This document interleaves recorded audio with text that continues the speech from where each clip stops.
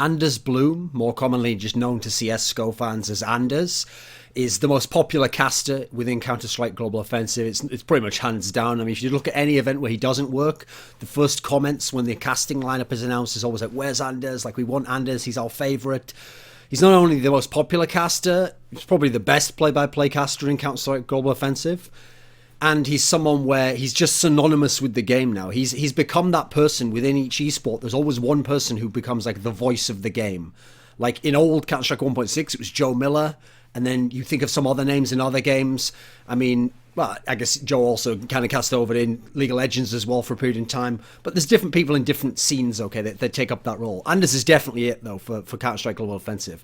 And people will look at him now and see him as this success story and a guy who's seemingly conquered the whole industry and everyone loves him. There's no other casters out there talking shit publicly about Anders, saying they don't think he's that good and any of that.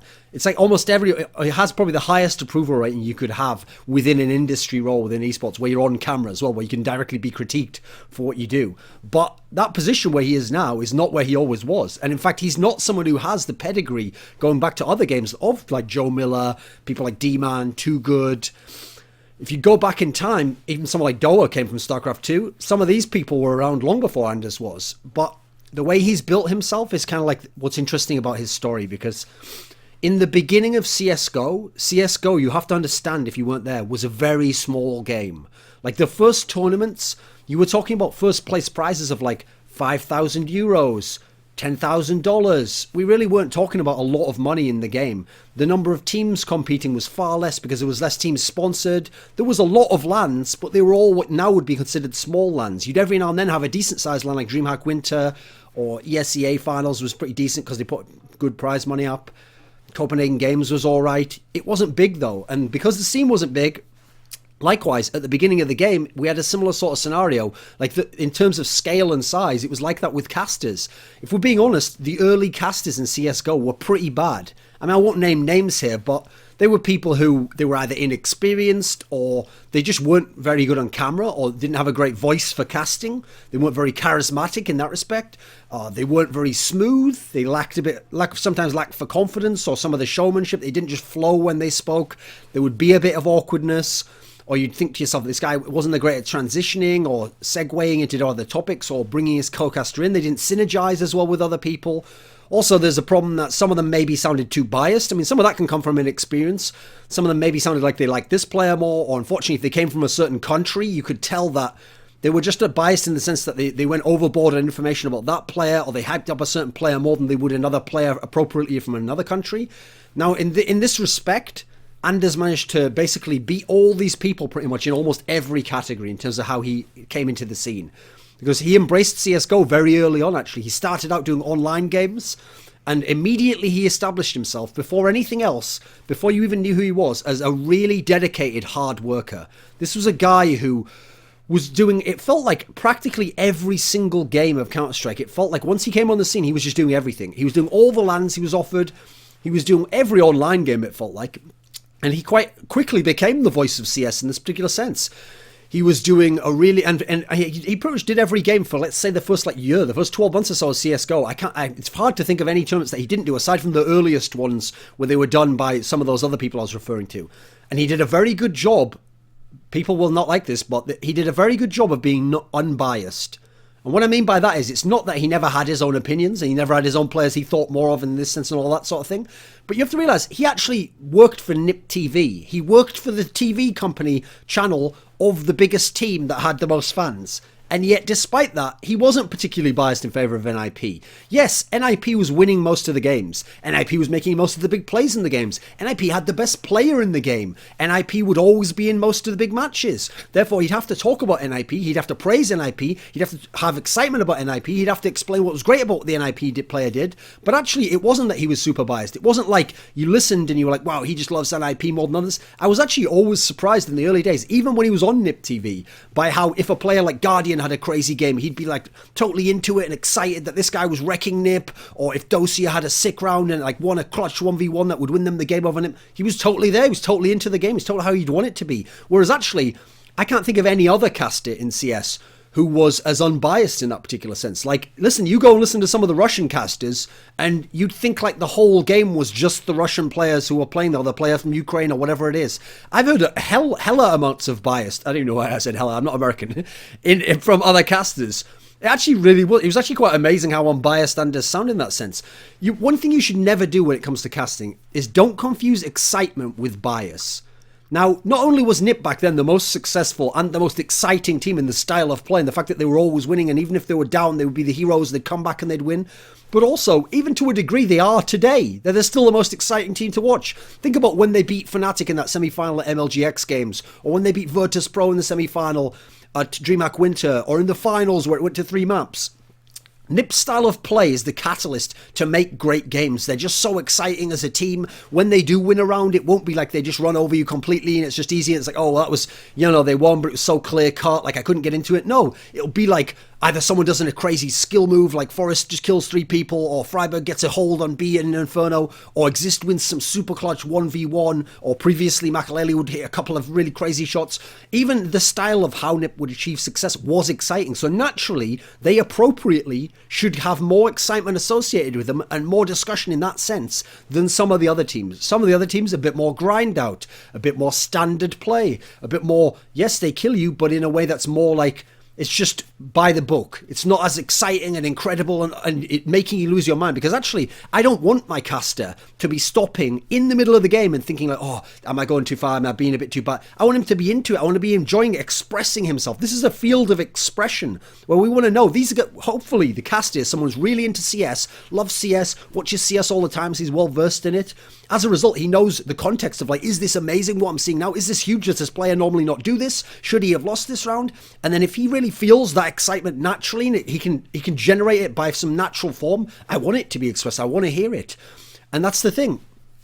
If a player did something legendary in that sense, you're supposed to cast it that way. These are the best moments we're ever going to see. Think of great sports casts, and they all have these iconic casts along, all iconic phrases along, which is just natural reactions to that. That wasn't scripted, and someone didn't think, oh, I shouldn't say, he did just win an incredible round, but I don't want to sound biased in favour of that guy. You just react naturally. Also, when you're actually in games, sometimes in the latter days, I feel like part of the reason people said he was biased towards NiP is because NiP would be losing a lot in the latter days. They had that horrible slump in the end of the Fiflaren era, and then they had that amazing run through ESL 1 Cologne where they were always the underdog every round of the playoffs. When you're the underdog, don't confuse this either. In general, you're supposed to cast, when it's a close game, to some degree, you're supposed to cast slightly in favour of the underdog. And what I mean by that is, if the favourite wins map 1, and then on map 2, the favourite's winning, but the underdog isn't just getting completely ploughed, then you're supposed to sort of cast as if, like, what could the underdog do to get back in the game? What is the solution here? Like, this is what the other team's doing well and what they're executing well, but how can the other team battle back? Because as the caster, you're set up a bit like the viewer to want to see the best game. You want to see a game where both teams are doing very well and matching each other. You want to see a game where maybe it goes to 3 maps. And so how are we going to get to those 3 maps? Yes, you're not going to neglect what the better team's doing. So in this sense, I feel like it's like he was damned if he did and damned if he didn't. Because when NiP was on top and they were doing everything, people were like, wow, you're so biased that you're so excited about them. But then when NiP wasn't on top and they were losing these games, or they were in close games and they were coming back, people would be like, you see, he's just biased. He just wants NiP to win even when they're losing. Like, no, in that particular sense, it was just a different perspective on the same thing. He would have actually done the same thing if you'd have gone back and seen ESC, the old polls, when they could never beat NiP, back when they were playing NIP, back in early 2013 would be when that was. Who would have cast a similar way? Go back and watch the games, you'll see. The good thing about Anders' style is he has a really good mix of play-by-play and knowledge stuff. So depending on who he's with, he can go pure play-by-play, and he's very smooth, transitions well, he can have the conversation, then he can instantly dive back into the action without it being like a harsh cut. It's just like he smoothly goes into it. He's got good play-by-play skills in that sense. His excitement is really good. And here's the key thing about his excitement, is it's genuine. It's when people do fake excitement, I can't handle it. Or when they just haven't watched the game, and therefore they're going fucking bananas over some guy like saving a weapon and getting 2 kills that are just the enemy running into his crosshair. That's not Anders' style. His style with all the inhuman reactions and all that shit, like, are you kidding me, Freiburg? I can't really do a good Anders impression, but you know what I mean? Those weren't in any way artificial. He after the show, he wasn't like, oh, I'm glad I did that line of cocaine there because I really wasn't up for that game there, you know, man. He caused shot there. I just thought to myself, like, ooh, better sell some mugs with Anders' face on it by pumping out those catchphrases. Like, no, the guy was actually genuinely into it, and he was like, fucking, his mind was blown by the shit he'd seen. Same as, what's funny is, as far as I know, guys, Kenny S has never played for Nip, never will play for Nip, isn't even vaguely related to Nip. The guy's French, Nip's fucking Swedish. Yet if you want to see someone go ham over Kenny S, go to any period in the history of CSGO, and you would think, if you didn't know that he worked for Nip and all that shit, that Anders was the biggest Kenny S fanboy ever, and that he was biased to Kenny S. Yet Kenny S had nothing to do with Nip and was actively challenging them. This is a guy who just gets into the great players and who enjoys it and who celebrates what they're doing and understands the context and tries to, here's the key thing, tries to translate his excitement and his appreciation of what's happening and why we should celebrate what an amazing thing that we're seeing to the viewer, so that the viewer can just, there's just a sense that it resonates with you. You know there's something important going on here. It feels genuine. You can tell it's not bullshit and it's not artificially created. So he's got the smooth play-by-play, he's got the genuine excitement. If you want to talk about his knowledge, people always shit on this and like, you don't know what he's talking about. Now here's the thing with Anders' knowledge, is it's consistent and it's well maintained. The important thing to point out about that is both aspects. So it's consistent. When he has ideas about the game, or ideas about players, or ideas about how things are happening, they're not just suddenly out of field where you're like, what? That doesn't make sense with what he said in the past there and what he said there. There's like a natural progression to it, where if you've watched the games you've watched and you understand his opinion, his philosophies, it makes perfect sense as to why he thinks this now. And I could even guess some of the opinions. If you showed me a tournament, right, and showed me the results and then who had the big plays, and asked me, right, guess what Anders' opinions are now. From having listened to so many casts he's done, I bet you I could guess some of them. Like how he would see how this player's legacy had been changed by like failing in the semis here, or how this guy had a heroic comeback when we thought maybe he never would have that spark as a player. And I would get a sense from how Anders casts as to how he does it. That's a great quality to have, because that's why I know it's genuine when he casts a certain way. And that's why I know it's not just bias when he says this about this one team who then go on to lose a game if he'd said that he thought they'd win. I can see a consistency there. Now, whether I agree with each aspect is irrelevant, because he's doing his job there. He's trying to be honest. He's trying to rationally put these things together. He's trying to use his intuitive powers of what he's learned before, what he thinks might happen now, what his sense for the game is. He's trying to combine all these factors in a way where it is consistent. And crucially, it's well maintained. Nobody in CSGO, nobody has done more work as a caster or analyst or whatever as Anders has. He's cast more games than everyone. He's watched more games than everyone. He's talked to 1 billion players. This is a guy who's just obsessed with Counter-Strike Global Offensive, and in a really great way. I used to fucking wish for casters like this. I'm not going to name any names, but there was casters back in 1.6 where some of them were like legendary casters, and you guys would love them if I mentioned their names now. You know what? They barely watched Counter-Strike. Some of them did a specific event each year, and they'd turn up, and maybe they'd watch like a week's stuff beforehand. Some of them didn't watch anything, by the way. Some just turned up and did the fucking event and thought, well, I did it last year, I did it for the last 5 years, I can do it whatever I want. Like, also, there was casters where, yes, they did all the events in their circuit. So maybe on their circuit, they might have had 4 or 5 in a year. They didn't particularly watch much more. They'd watch some online games that were to do with their casting thing. Sometimes they wouldn't watch a big tournament that had been before that had huge implications on this tournament now. And you could even hear it in their casting, the way they would characterize certain players. Sometimes there'd be a certain player who they'd be talking about as if he was like some legendary godlike player. And I'd be thinking, what are you talking? And then I'd remember, oh, that's right.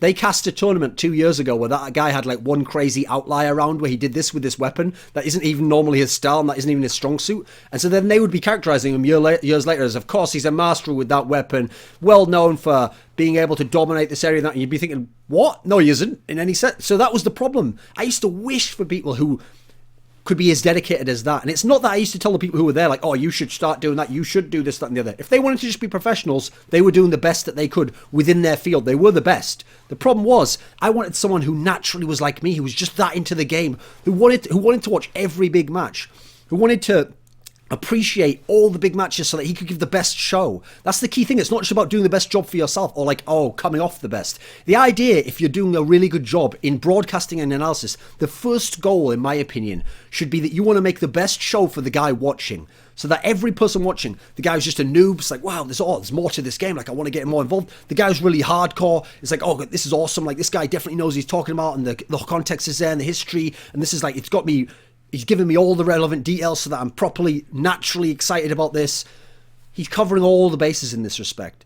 Another thing people don't know about Anders is this guy's been number 1 in CSGO since something like, I mean, realistically, I don't think anyone could argue beyond like the summer of 2013. He was just number 1 by far. So this guy's number 1, and yet he's one of the most open to feedback and criticism people I've ever met.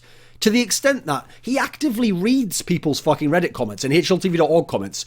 some of them that are just stupid in the way they're phrased, where I'd be like, I'd just ignore that, man. Just keep trying to improve for yourself and be honest with yourself and just improve. Don't worry about those. He'll sometimes read some of those and keep asking himself, like, do you think they have a point? Like, do they, like, am I sometimes being a bit biased in that sense? Like, what do you think? Am I this like this? And he'll actively ask me, other players, tons of times for criticism or what they think of the way he does it, or even better, here's something that other casters don't do sometimes. He'll actually just ask people their opinions, like, what did you think of when that team won that tournament? Like, what do you think it means?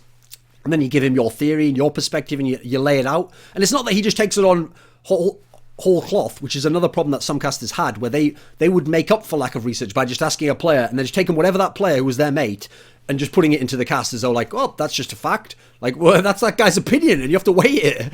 Instead, Anders will take it and he'll just make that part of his knowledge base, and he'll sort it out and assign value to it depending on how valuable the opinion, how much sense does it make, what does it mean compared to what he's seen in contrast to that, what about other things people have told him. He'll try and just make a big knowledge base of all the people he knows, all the things he's seen, and then cast from it naturally with what makes sense. And actually, if you know about his past in terms of his academic history or the things that he's interested in, the books, the people he's interested in, this is a guy who's very much into the idea of, like, the way you think defines the way you see the world and the way that you will perceive future things. And so he's always looking for, like, how do I think about certain things? How do I frame something in my mind? What is the debate to be had over this? Is there a reasonable approach to this that maybe in this particular case is unpopular? That's not what people think. They think something totally different. Now then, do I have the choice? Do I side with what the popular people say so that they like me more? Do I say what I think's the case, even though it's going to be unpopular? This is someone who struggles with these things, but who's willing to weigh them up, who's willing to look in these areas. That's all very impressive stuff for a caster. I'm telling you, I've been around a lot of casters over my 15 years,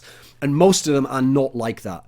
There's some of them have different qualities and have different ones that are pretty good at. And listen, some of them I might not know, so I won't speak to those ones. But Anders is the best in that sense, the best in any game I've been involved with, especially for play-by-play. So an interesting thing also about his personality, this is how good and how smooth he is on camera. If I didn't know him personally on any level, and I'd only seen his games, like I would if I just wasn't an esports journalist, but I just watched CSGO games, I would guess this is one of the most naturally happy people in the world. He seems incredibly happy-go-lucky, very even-keeled. He never seems to get really upset. He seems to be excited for all the games. He always has great synergy with... He's one of the best ever in play-by-play for synergy with the co-caster. He synergizes with everyone. You can put anyone with Anders and they can be shit and they'll sound decent with him. Put someone good with him and they'll look amazing.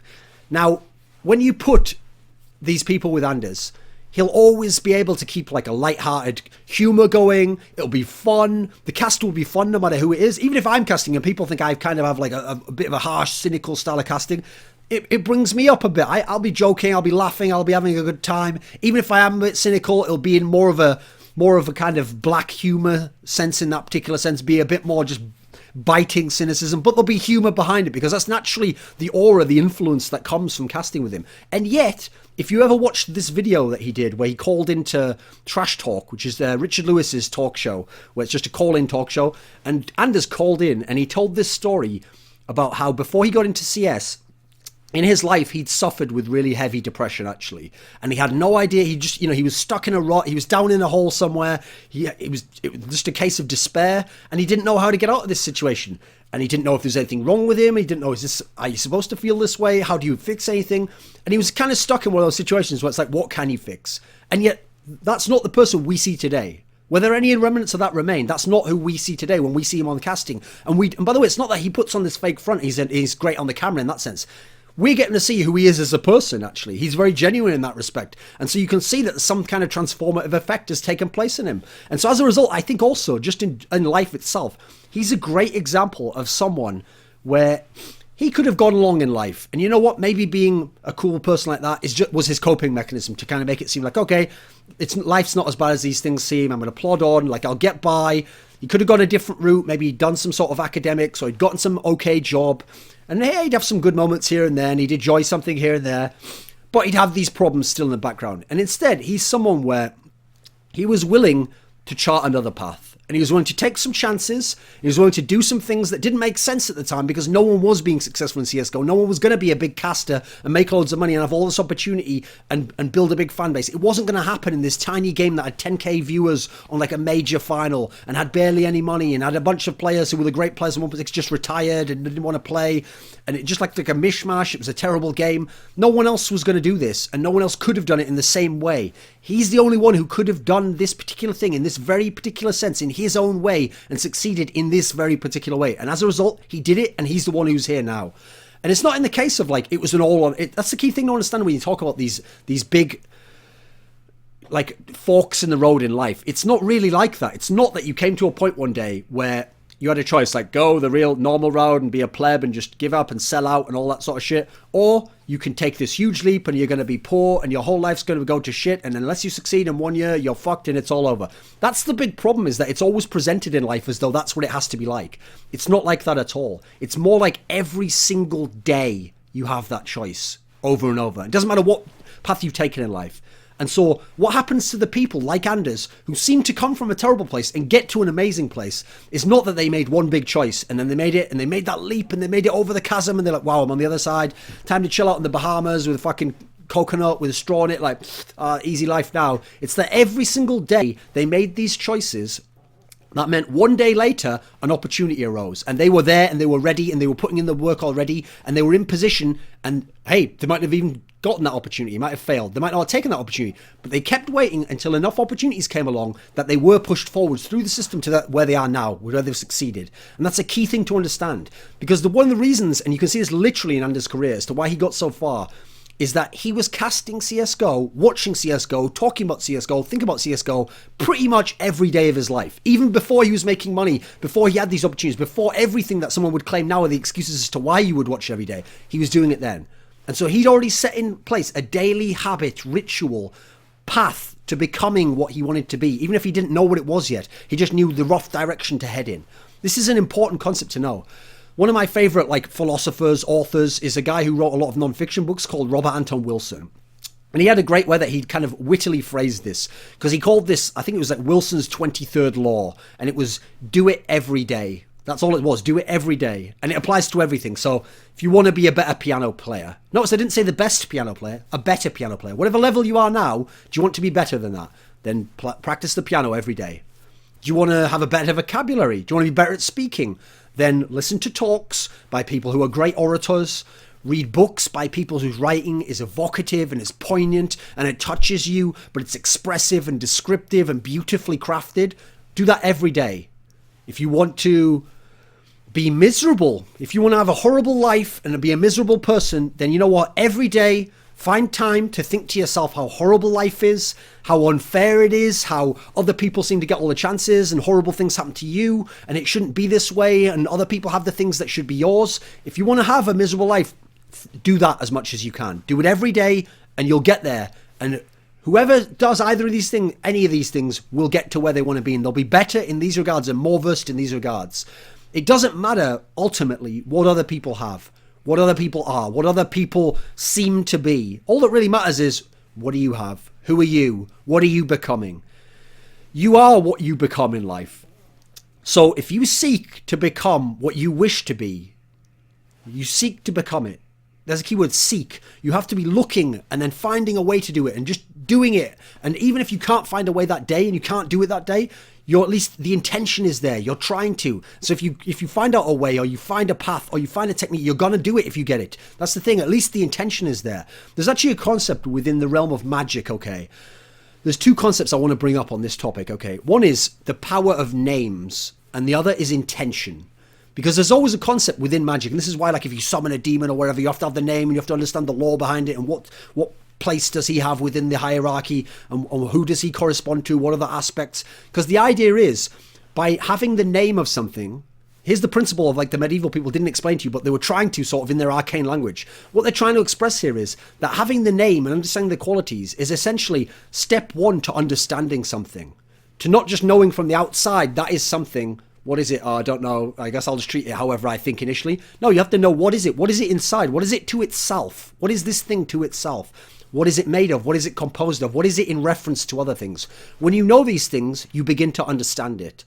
And then when you know it and you use the name and you understand the connections with everything, you start to empower it. It becomes those connections and those qualities and that thing that's now a compilation of all the things you understand about it. Now you've empowered it to become and represent something, and now you can utilize it. Now you can take it and it will be used within relation to what it is and for what it is. And you have a chance to use it because you understand what the mechanisms are of what it is and how it works and how it's composed. And now you'll be able to use it in the world. Now it has power, and now that power can be exercised in the world. The same thing can be done in your life. And that's what Anders did in this particular sense. He wanted to be the best caster. He wanted to be a better caster. He wanted to be a caster. He started casting, started watching games, started talking to people about the game, started casting games for free, started going to events that didn't pay very much. Put himself in position again and again and again, so that it wasn't that opportunity knocked once, and if he heard it, then he got the answer to the door. Opportunity knocked 1,000 times. Sometimes he didn't even know it was knocking. He hadn't identified that was it. Sometimes he took the wrong opportunities. Sometimes he ignored the ones that he should have taken. He's not in his position from luck. He's in his position from repetition, good attitude, self-improvement, not giving up. There's a crucial one right there. Finding a way to listen to yourself. What do I want to be? What can I be? And then find a way to answer that call each time it comes to you. He's not in his position now from luck. It's not that he's just lucky that someone came along, that someone else, because some of these things that happened, if you look on the surface, they look like luck. Like someone else's decision had to happen there to even get him this job here. Or you know what, CS getting bigger had not that much to do with Anders. It had to do with things like skin betting. So things that had nothing to do with him. But the key thing is, he was always in position when the opportunity came along. And by the way, he didn't take every opportunity. He didn't make all the right choices. I'll tell you that right now. I know cases where in the early days, he asked this person for too much money because he naively thought like, well, if I want to make a living, like I have to ask for this much. And actually in the early days, some of these events, maybe he should have asked for less and just got his foot in the door. There's a lot of times where actually he was his own worst enemy in that sense, in a business sense, or he disadvantaged himself, or he set himself back a little bit. But because he was always moving forwards, and he was always on the path, and he was always listening to what he wanted to do and what he wanted to be, that's why he is where he is today and where he'll be where he is tomorrow.